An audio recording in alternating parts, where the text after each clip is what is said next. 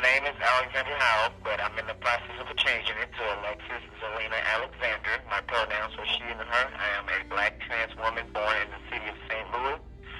I was born November the 7th, 1999, the last of the 90s babies. That's a plus. And I'm 22 going on 23 this year. I currently reside in the city of St. Louis, but I am in Mineral Point, Missouri at Potosi Correctional Centers. I have been to Al Gore's Correctional Center, and I've also been to Von Ter's Diagnostic Center. Personally, I have engaged in some activities that led to incarceration, and during that period of time, I have been completely harassed sexually. I've been raped within times. I've been sexually assaulted by officers and voyeurized. I've been on suicide before, attempted suicide here within the Department of Corrections, from dealing with rape and dealing with tauntings and teasings of other people and whatnot. When I first got into prison, I was a very, very passive person. I'm very much more cautious and alert at things around me. It kind of takes me back to when I was first placed into the Army National Guard in 2017. I'm not a predator, but I'm also not one to be a prey. I'm somewhere in between that says, hey, this is the drawing line. I live my life, you live yours. You have an issue with it, go about your day, and I will go about mine. I will stand for my own, but also I had to learn to take into my own hands to understand that certain ways that you project yourself bring certain attention, and it's just, you have to find a way to deal with it. It definitely changed my perspective on how the community used to be. Unfortunately, a lot of correctional officers within the Department of Corrections look at things as if this is a new world to them and it's their way or no way at all. And that's not how it should be. We should all be equally contributing towards each other instead of against each other.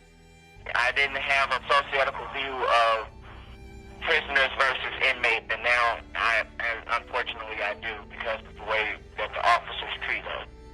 I feel like there's a lot of obstruction of justice within the lieutenants, the higher-ranking supervisors and officials to protect the Department of Corrections' name. Recently, I just had 2 inmates in my housing unit that passed away from doing fentanyl. There's officers bringing in drugs. I actually just wrote up an officer yesterday and put in what we call a grievance form because he came in here taunting us with a mouthful of snuff and chewing tobacco. I pray for a lot of people, and even though I'm wicked, I still pray.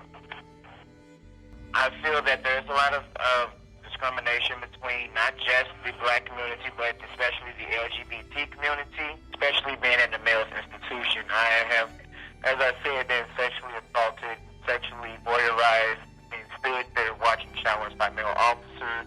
No one should be judged because of the way they live their life. Personally, with me, I stayed to myself and showed my gender expression.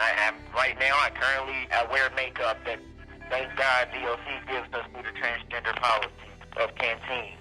Gender expression is a big thing for me here. Many of the officers here don't honor the pride of, there's a policy specifically D18-13, and it's sexual assault and harassment. There's a section specifically for transgender and intersex inmates, and the officers, like I said, they don't honor the policies. They completely feel as if they have the right to take your dignity and pride, and that's what they will do. It's frightening. It's very frightening. Personally, I feel the Department of Justice system, they definitely have some work to do, especially under the provisions of, unfortunately, Governor Michael Parsons.